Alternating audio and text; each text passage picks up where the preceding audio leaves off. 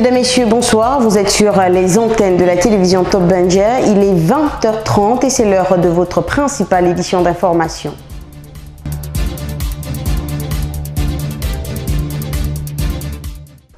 Nous ouvrons notre journal par notre volet politique. Maître Séraphin Dao Rembogo était hier après-midi au lycée Joseph Ambouroué à Avaro pour répondre avec promptitude à la demande formulée par le proviseur de cet établissement au nom des élèves et du corps enseignant et administratif.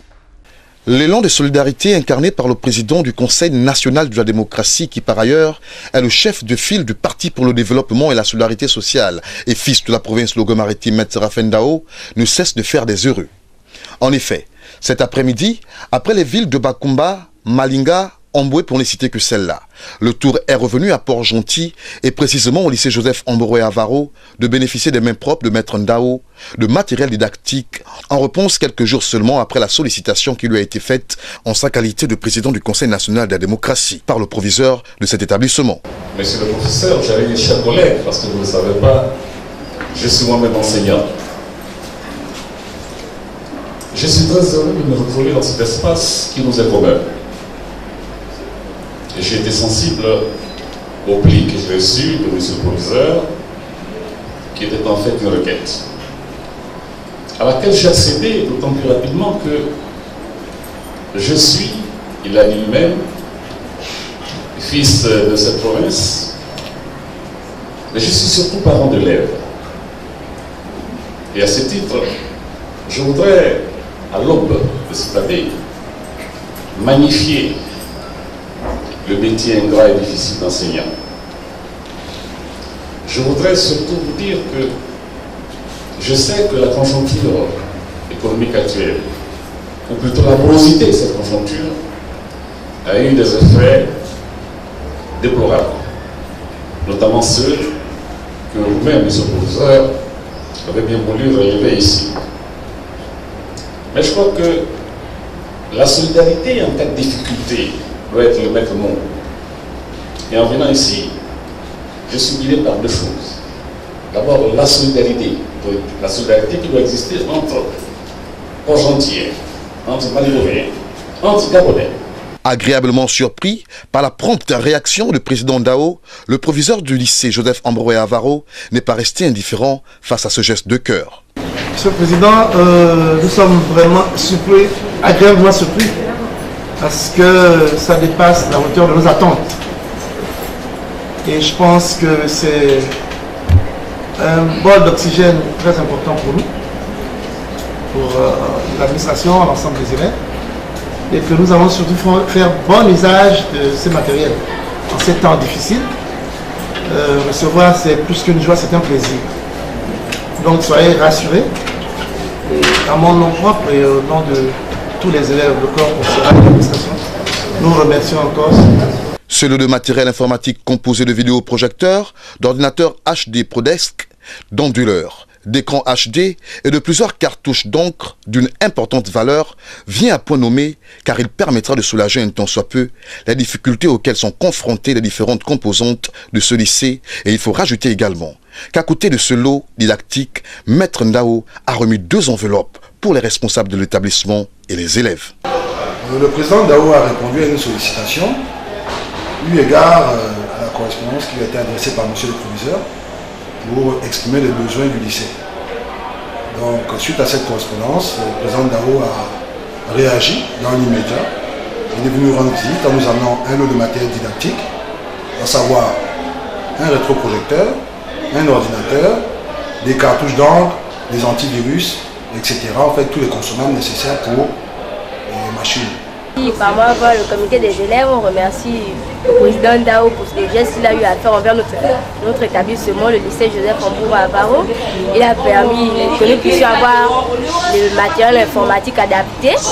Nous le remercions encore infiniment. Nous espérons encore plus de l'année prochaine de sa part. C'est en émettant le souhait de signer un partenariat entre le bienfaiteur et l'établissement que Maître Ndao a pris congé des responsables administratifs du corps enseignant et des élèves présents lors de cette cérémonie du donné.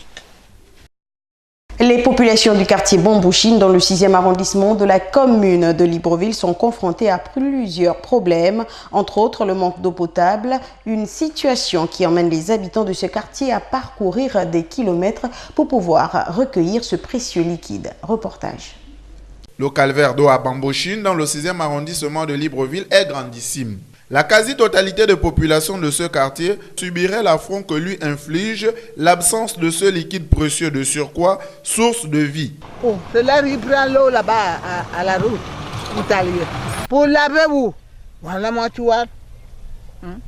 N'a pas l'eau, papa. Avoir l'eau en permanence chez soi à Bambouchine serait le parcours du combattant. L'une des solutions serait de sillonner le quartier voisin à la recherche de points de vente, de lavage auto, souvent bondés de monde, ou augmenter les factures des parents, amis et connaissances. Sinon faire recours aux pratiques ancestrales, créant ainsi la floraison du commerce de barils et des bidons qui serviraient de cuve ou de réservoir d'eau. Il y a beaucoup d'habitants ici. Tout le monde dans le quartier habite déjà. On veut de l'eau jusqu'au coin. Maintenant les politiques. Là, comme il n'y a pas encore le moment de députation, on n'a pas encore vu de députés ici. Ils viendront nous mentir. Mais dommage. Les Gabonais restent Gabonais, mais ils sont encore derrière quand ils vont encore amener les kilos de dindons. Parce qu'ils achètent les gens avec les kilos de dindons. Voilà là encore une épine au pied du projet de l'égalité de chance, tant prôné par le chef de l'exécutif. À l'allure où vont les choses, le Gabonais lambda n'aurait-il pas raté le train de l'émergence ? Restons à Bambouchine. Depuis plusieurs mois, les habitants sont coupés du monde et pour cause, l'absence d'électricité. Les raisons dans ce reportage de nos confrères d'RTN. Avec une population de près de 600 habitants, Bambouchine est un quartier situé dans le 6e arrondissement de la capitale gabonaise qui peine à trouver les marques du développement. Nonobstant les difficultés liées aux routes ou à l'adduction en eau potable, le problème d'électricité constituerait sans nul doute un des facteurs majeurs au développement de cette contrée. Pas d'électricité, on fonctionne au groupe électrogène. Si vraiment l'État peut penser à Bambouchine, nous sommes au 6e arrondissement, nous sommes dans la commune de Libreville. C'est aberrant.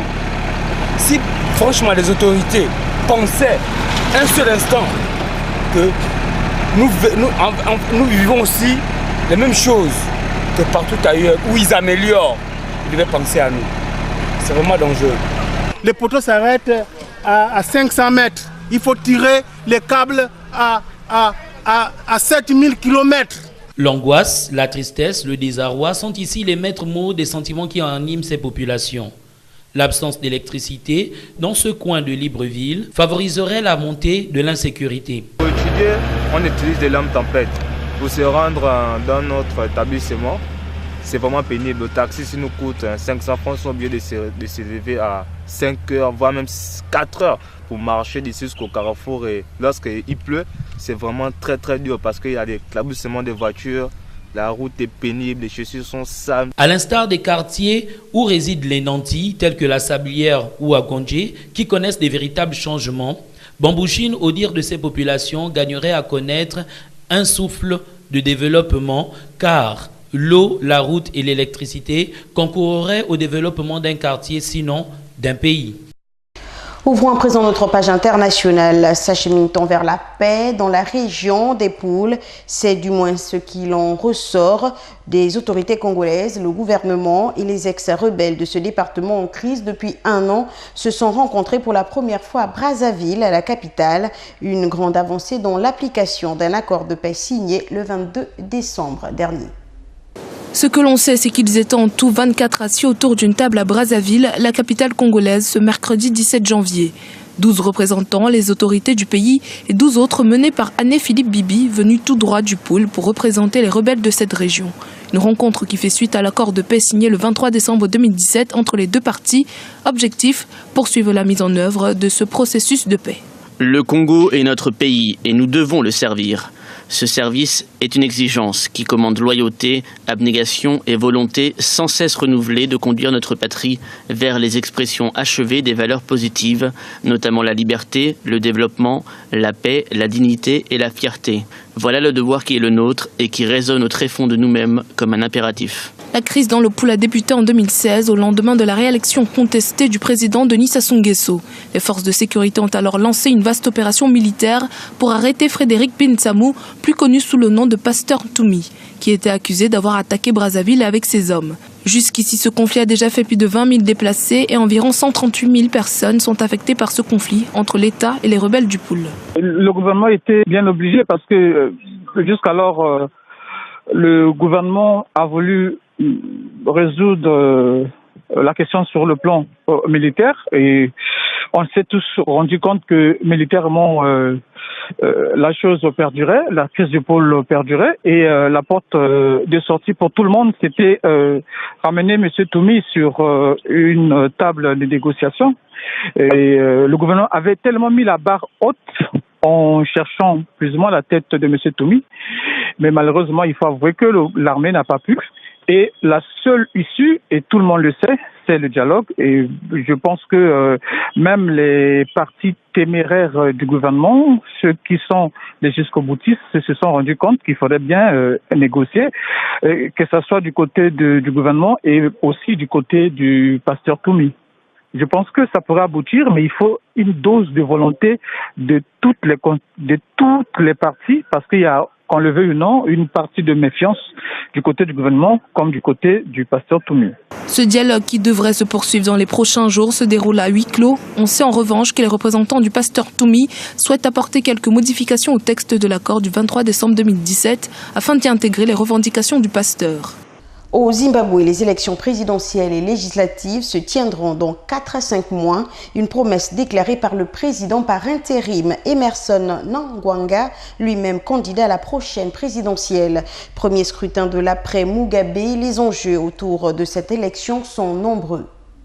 Les Zimbabwéens seront de nouveau appelés aux urnes entre avril et mai 2018 pour des élections municipales, législatives et surtout présidentielles. Formellement investi président en novembre 2017, le président par intérim Emmerson Mnangagwa a promis des élections libres, crédibles et équitables. Le Zimbabwe va organiser des élections dans 4 ou 5 mois et nous devons prêcher la paix et encore la paix.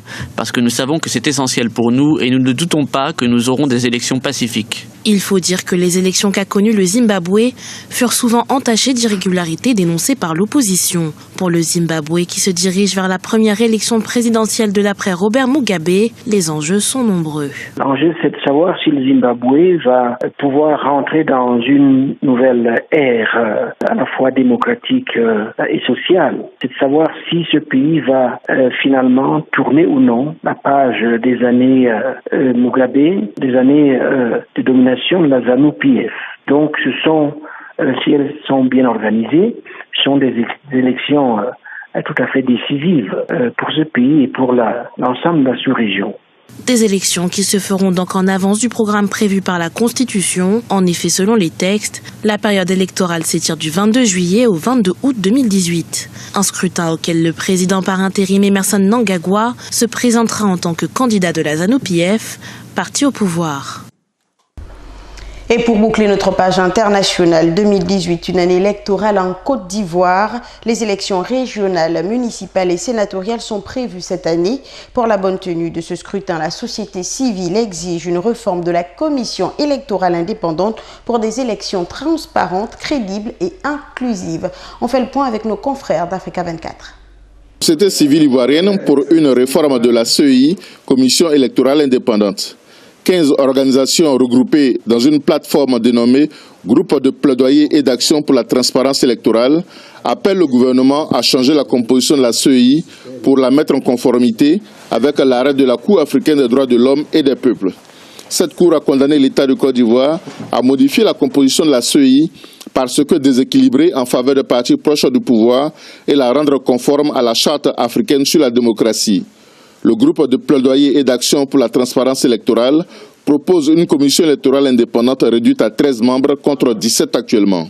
La famille politique comprend les partis d'opposition et les partis au pouvoir, à qui nous proposons de donner 3 sièges à chacun pour désigner non pas des représentants, mais des personnalités qui ne soient pas membres des équipes dirigeantes de ces partis. 3 représentants des partis au pouvoir, partis et groupements au pouvoir, 3 des partis et groupements dans l'opposition, 3 des OSC un de la magistrature, un des avocats et un des organisations féminines.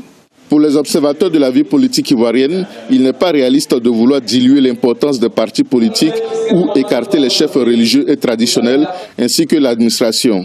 L'organisation des élections concerne au premier chef les partis politiques qui compétissent pour conquérir ou conserver le pouvoir. Il est difficile de convaincre qu'on peut trouver cette représentante de la société civile qui seraient des représentants d'organisations véritablement indépendantes.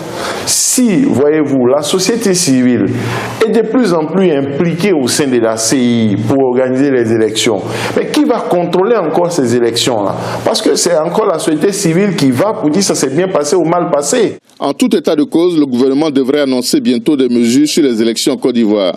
Le chef de l'État a annoncé la tenue des élections municipales, régionales et sénatoriales cette année 2018. Les conseils régionaux et municipaux actuels ont été élus en avril 2013 pour des mandats de 5 ans. Les organisations de la société civile ivoirienne proposent également une modification du code électoral pour la tenue d'élections transparentes, crédibles et inclusives.